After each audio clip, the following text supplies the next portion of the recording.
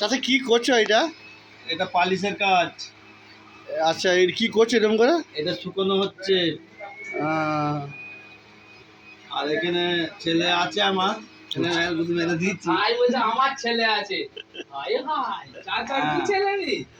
হ্যাঁ, এর কাজ ফাজ করছে, হ্যাঁ হ্যাঁ হ্যাঁ। পাকাও সারাচ্ছে আবার হুম ছেলেটা আমার।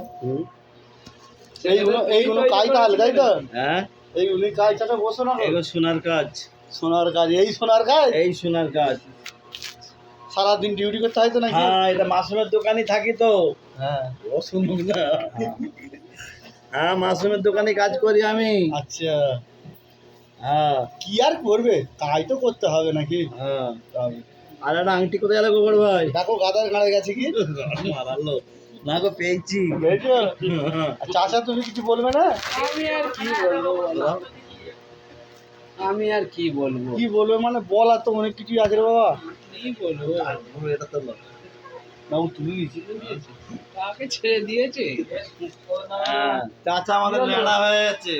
হ্যাঁ, চাচা নেড়া হয়ে যাচ্ছে। কি করবো? ওই আমার শিয়া। এটা কটা নেকলেস আছে? এতে 10টা আছে।